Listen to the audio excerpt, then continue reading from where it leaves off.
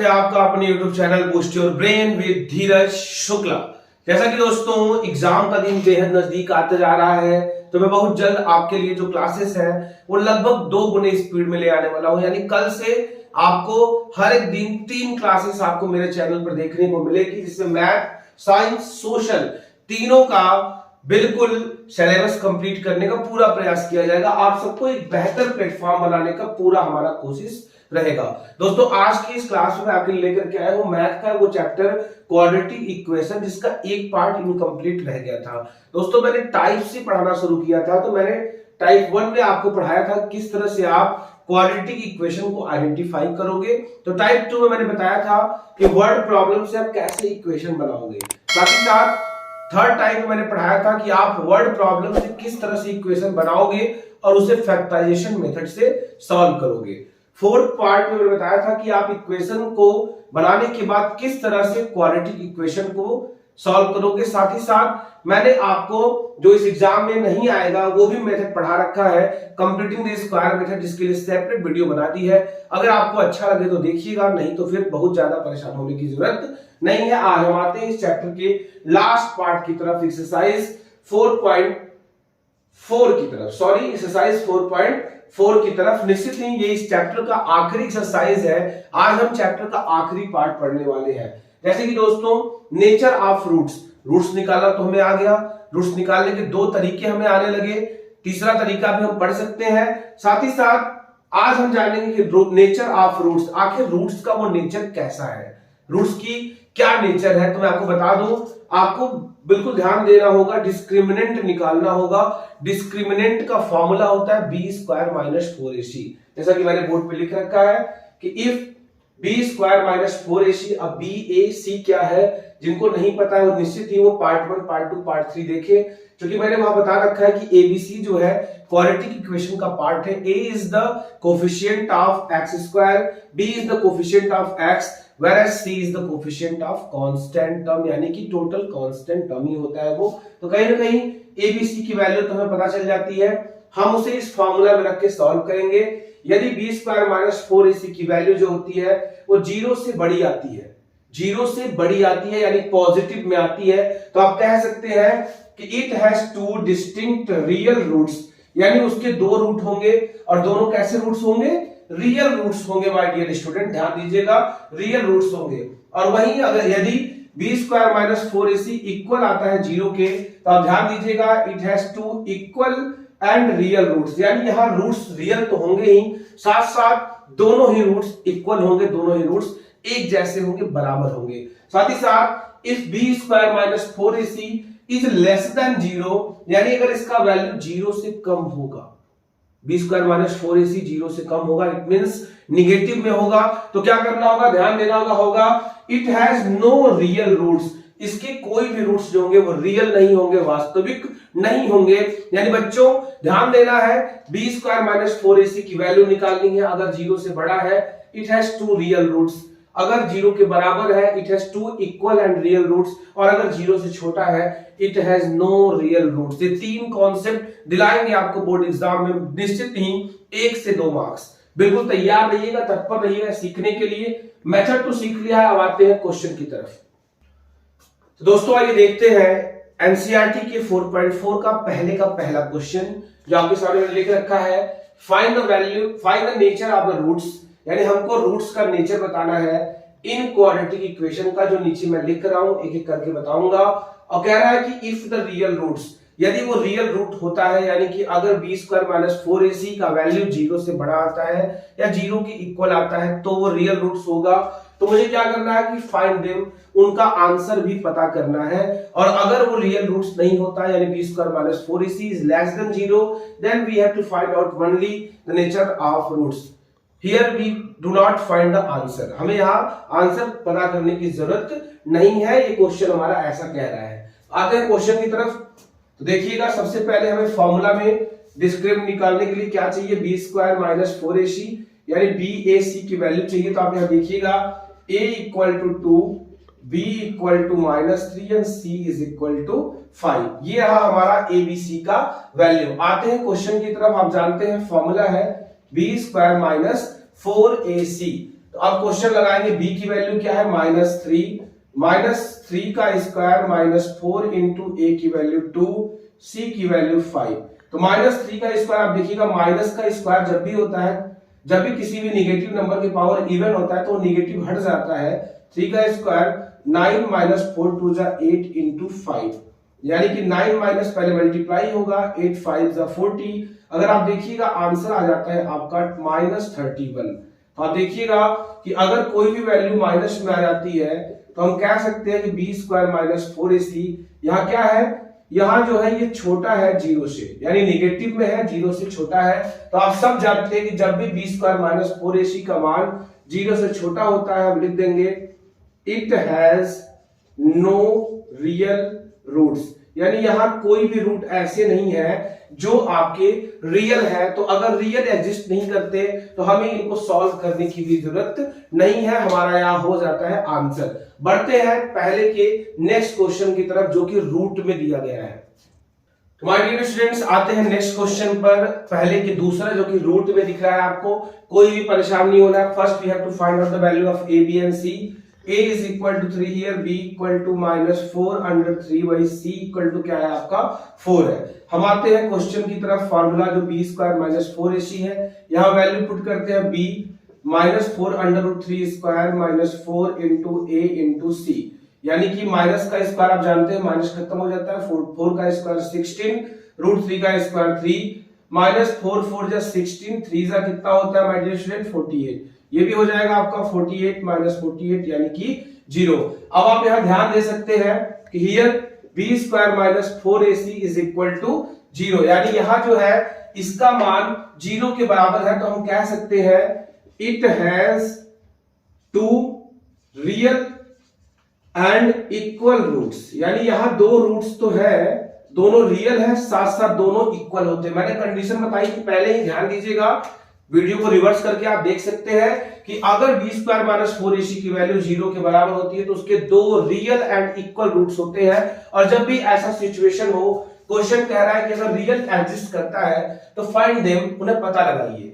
तो अगर real roots है तो ध्यान दीजिएगा, आपको पता लगाने का एक मैं तरीका बता दे रहा हूं, -b/2a, ये आपको यूज करना है, आपके रियल रूट्स आ जाएंगे। -b, तो b की वैल्यू जो है ऑलरेडी माइनस में है, -4/3 अपॉन 2 इंटू a जो है हमारा यहाँ कितना है 3 है, ये हो जाएगा -+4/3 अपॉन 2 3 जा 6, यानी अगर आप यहाँ कट करिएगा 2 2 जा 4, 2 3 जा 6, आगे जाएंगे आप 2/3 और 3 को हम लिख सकते हैं 2 टाइम्स √3, यहाँ एक अंडर से कट जाएगा, हमारा आंसर आ जाएगा 2/√3। यानी कि करना क्या है कि रियल रूट्स आने पर हमें नेचर ऑफ रूट्स तो पता लग ही जाएगा, लेकिन हमें आंसर पता करना होगा। तो आंसर के लिए ज्यादा कुछ नहीं करना है, you have to use the formula -b/2a। ये आप कब करिएगा, ये आप तब करिएगा जब b स्क्वायर -4a की वैल्यू 0 की इक्वल आएगी, तो उसके 2 इक्वल और रियल रूट्स होंगे, जैसे कि -b/2a। तो -b की वैल्यू मैंने रख दिया -4/3 अपॉन 2 इंटू a की वैल्यू रख दिया हमने 3, +4/3 अपॉन 2 इंटू 3। ध्यान से देखिएगा, इसको मैं कट कर सकता हूं, 2 2 जा 4, 2/3 और नीचे एक 3 को मैं 2 बार √3 लिख सकता हूं, यहाँ 3 3 कैंसिल आउट हो जाएगा और बचेगा 2/√3। ये रहा हमारा आंसर, जो कि मैंने यहाँ पहले ही बता चुका था। आप बिल्कुल ध्यान दीजिएगा, कोई भी प्रॉब्लम नहीं है, कोई भी मुश्किल काम नहीं है, निश्चित ही आपको ये समझ में आया होगा।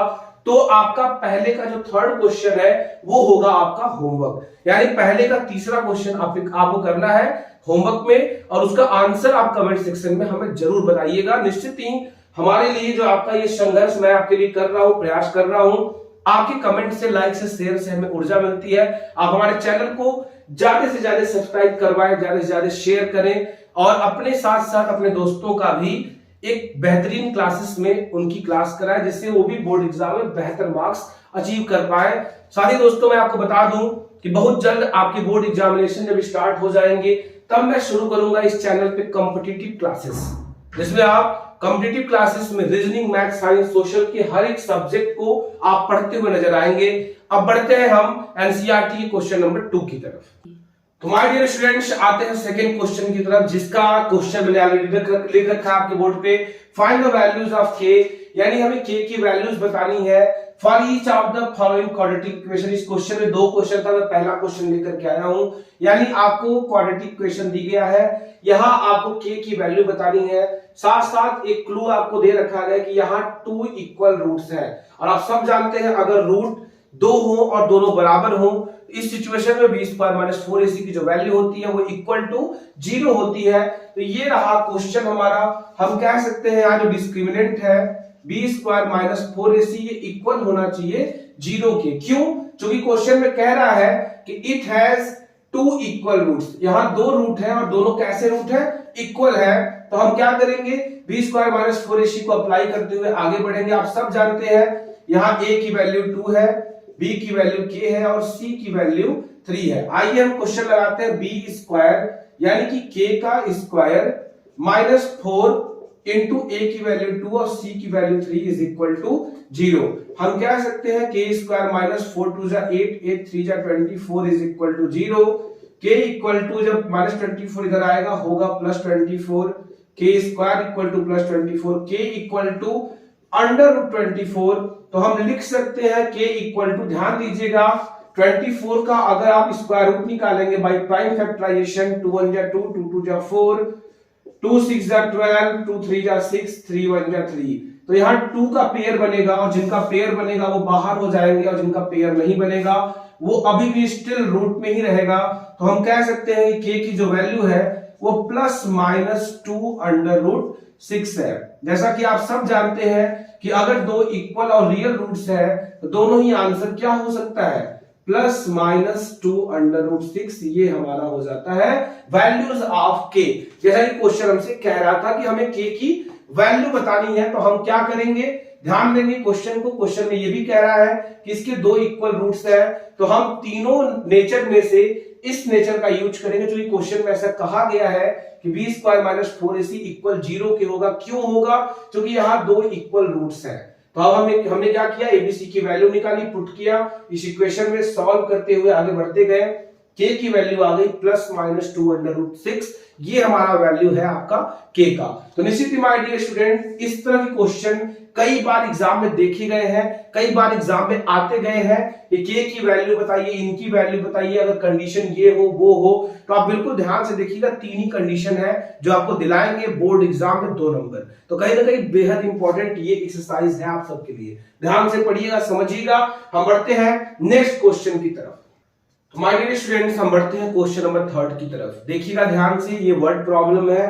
तो सबसे पहले क्वेश्चन को हमें कम से कम केयरफुली पढ़ना होगा, समझना होगा। क्योंकि अगर आप क्वेश्चन को ध्यान से पढ़ोगे नहीं तो कहीं ना कहीं ज्यादा चांसेस होंगे कि आप गलत ही करोगे। क्वेश्चन को ध्यान से पढ़िएगा। कह रहा है कि is it possible to design a rectangular mango group. क्या ये पॉसिबल है कि आप रेक्टेंगुलर डिजाइन में ये आप कर पाओगे अगर length is twice its breadth. यानी इस रेक्टेंगुलर जो मैंगो ग्रुप की बात हो रही है, इसकी जो लेंथ है वो ट्वाइस है, 2 गुनी है किसकी, इसकी ब्रीथ की। And the area is 800 metre square. और पूरे शेप का जो रेक्टेंगुलर शेप में मैंगो ग्रुप है उसका एरिया कितना है, 800 मीटर स्क्वायर है। और अगर पॉसिबल है बनाना तो आपको बताना है इनका लेंथ और इनका ब्रीथ। तो आपको पहले तो ये पता करना पड़ेगा कि ये पॉसिबल है कि नहीं। ये कैसे करेंगे आप, आपको निकालना होगा डिस्क्रिमिनेंट।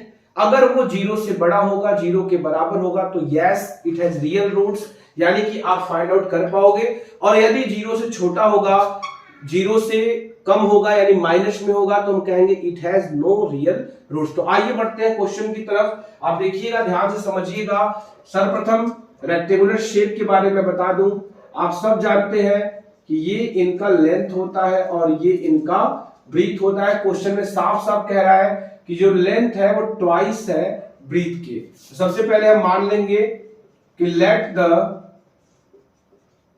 Length of rectangle. तो आपने देखा कि जो लेंथ है वो ब्रीथ का ट्वाइस है। तो सबसे पहले हम मान लेते हैं कि let the breadth of the rectangle. ऐसे क्वेश्चन करने में आपको इजी होगा। तो ब्रीथ ऑफ रेक्टेंगल अगर हमने मान लिया x, तो लेंथ हो जाएगा उसका ट्वाइस यानी कि 2x। क्वेश्चन हमसे कह रहा है कि इस पूरे शेप का जो एरिया है वो हमें दिया गया है 800 मीटर स्क्वायर। तो हम लगाएंगे, हम सब जानते हैं एरिया ऑफ रेक्टेंगल का फॉर्मूला क्या होता है, area of rectangle is equal to L into B. Area of rectangle हमको दिया है 800 इज इक्वल टू एल को हमने मान रखा है 2x, वही बी को मान रखा है x। यानी हम कह सकते हैं कि 800 is equal to 2x square, यानी मैं कह सकता हूं 2x square is equal to 800।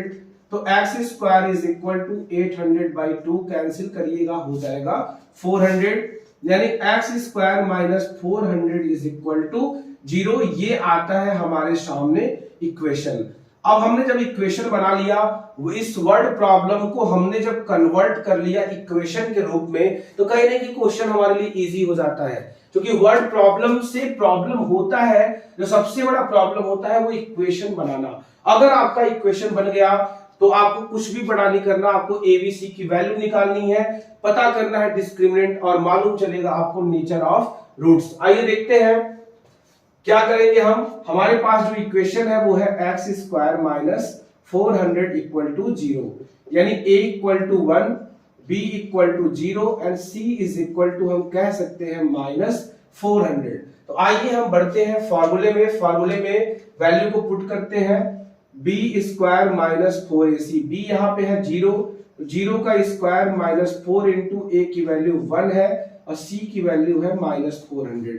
0 का स्क्वायर 0 माइनस माइनस प्लस 1600, ये होता है इनका वैल्यू। तो हम कह सकते हैं here discriminant is equal more than 0, यानी हम कह सकते हैं कि B square minus 4ac is greater than 0। तो अगर बी स्क्वायर माइनस 4ac की वैल्यू 0 से बड़ी होती है तो हम कह सकते हैं इट हैज 2 रियल रूट्स, यानी 2 इसके रूट होंगे और दोनों ही क्या होंगे, रियल रूट्स होंगे। तो क्वेश्चन में क्या कह रहा था, ध्यान से देखिएगा कि यदि रियल रूट्स होगा तो find its length and breadth, यानी हमें पता करना होगा कि उसका लेंथ और ब्रीथ क्या। स्टूडेंट देखिए, आपने यहाँ फाइंड आउट किया और बड़े ही अच्छे तरीके से फाइंड आउट किया। हमने लेंथ और ब्रीथ को माना, फॉर्मूले में पुट किया, एरिया दिया गया था और लेंथ ब्रीथ को हमने माना, यहाँ क्लू दिया गया था और मानते गए, सॉल्व किया।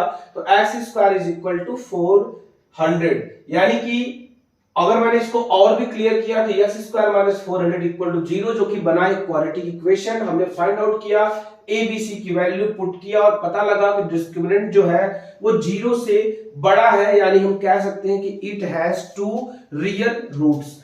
अब नंबर आता है कि अगर ये रियल रूट्स है तो क्या हो सकता है, कि अगर ये रियल रूट्स है तो निश्चित ही भाई हम जो बात हो रही थी कि क्या मैंगो ग्रुप बना सकते हैं, yes it's possible to be a mango group. हम मैंगो ग्रुप यहां क्रिएट कर सकते हैं, क्योंकि जो डिस्क्रिमिनेंट है वो रियल शो कर रहा है। तो अगर रियल शो करता है तो आप निश्चित ही आप मैंगो ग्रुप इस डिजाइन का, जिसका लेंथ भी प्रोवाइड किया गया है, जिसका एरिया प्रोवाइड किया गया, आप उसको बना पाओगे। अब होती है कि अगर रियल रूट्स है तो लेंथ और ब्रीथ की वैल्यू बताओ आप। तो बहुत ज्यादा कठिन काम नहीं है, आपने क्वेश्चन को यहां सॉल्व किया था, ध्यान से देखिएगा। आपने यहां कर रखा था कि एक्स स्क्वायर जो है वो इक्वल है 400 के। ध्यान से देखिएगा, X square is equal to 400। तो मैं क्या कर सकता हूं, आप ध्यान से यहां देखिएगा, कोई भी दिक्कत नहीं है, आप लेंथ और ब्रीथ की वैल्यूज निकाल पाओगे। तो माय डियर स्टूडेंट्स, आपने देखा कि हमने यहां वैल्यूज निकाल लिया, एक्स स्क्वायर इक्वल टू 400। तो x इक्वल टू ये हो जाएगा under root 400, x is equal to, अगर आप 400 का स्क्वायर रूट निकालिएगा, डबल जीरो का सिंगल जीरो और 4 का 2, यानी कि प्लस माइनस 20।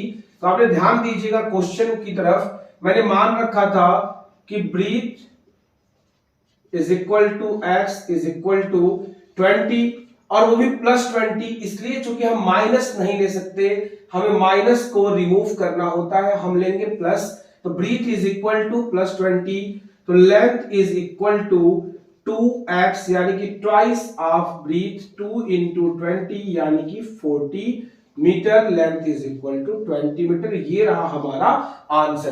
तो my dear students, nothing to worry, कोई भी चिंता करने की बात नहीं है। बेहद आसान तरीके से मैंने समझाया, क्वेश्चन को पढ़ने का तरीका बताया, कैसे क्वेश्चन पढ़ना है, लेंथ ब्रीथ को मानना है, फॉर्मूले में पुट करना है, इक्वेशन बनाना है, इक्वेशन से चेक करना है कि रियल रूट्स है या नहीं है। अगर रियल रूट्स है तो ये पॉसिबल होगा, हम इस लेंथ ब्रीथ का मैंगो ग्रुप बना पाएंगे। और अगर आप बना पाओगे तो क्वेश्चन कह रहा है कि आंसर दो, लेंथ कितना, ब्रीथ कितना। तो नथिंग टू वरी, हमने यहां रखा था x² इक्वल टू 400, x की वैल्यू निकाली +-20, निगेटिव हमें छोड़ना पड़ेगा, पॉजिटिव के साथ हम आगे बढ़ेंगे। तो breadth is equal to 20 and length is equal to twice of breadth, यानी 2 × 20, that will be equal to 40। ये रहा हमारा आंसर। तो माय डियर स्टूडेंट्स, जो चौथा क्वेश्चन है that was a word problem, that was a age problem, वो age problem है। और दोस्तों मैंने इस क्लासेस में सबसे ज्यादा अगर किसी पे ध्यान दिया है तो वो एज प्रॉब्लम पे ध्यान दिया है। तो निश्चित ही आप इस प्रॉब्लम को आई होप आप आसानी से कर पाओगे। तो आप होमवर्क में करिएगा।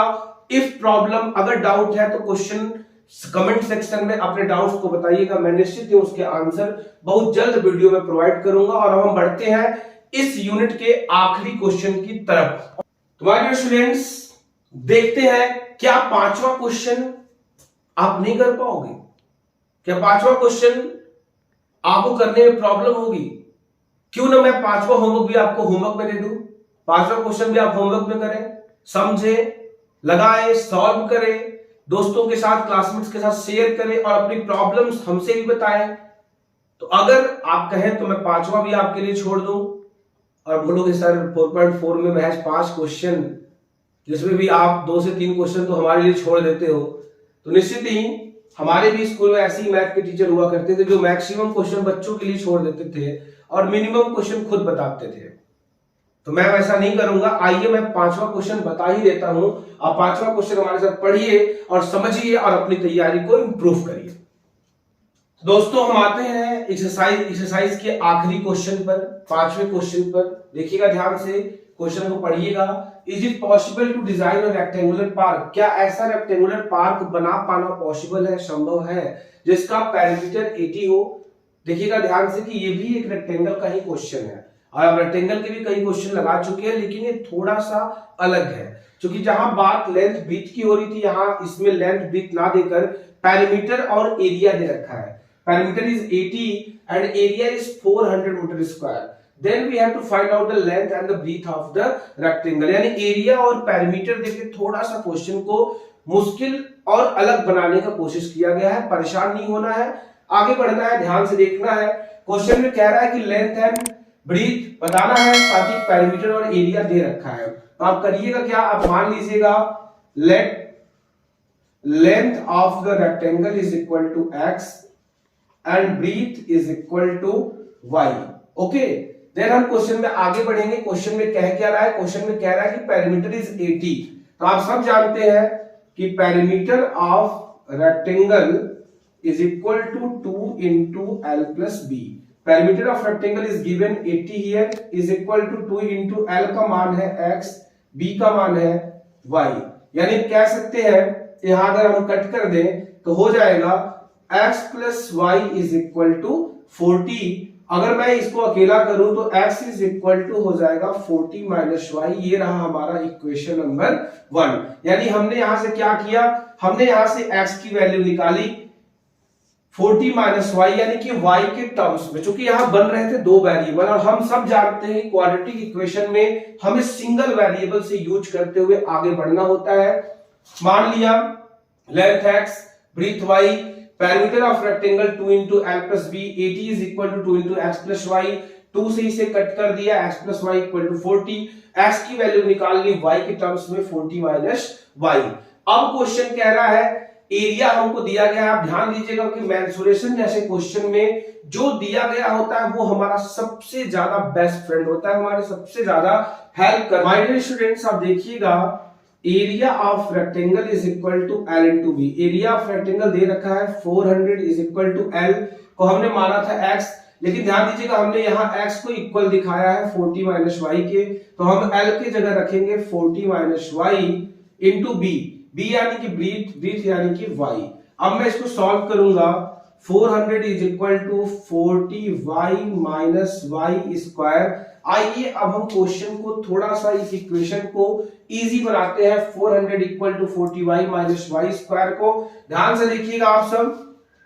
400 is equal to 40y minus y square, यानी कह सकता हूं कि minus y square plus 40y और minus 400 is equal to 0। Minus को अगर आप कॉमन ले लीजिएगा तो y square minus 40y plus 400 equal to 0। ये रहा हमारे पास हमारा इक्वेशन। आइए रिलेट करते हैं कि ये रियल रूट्स है या नहीं इनके।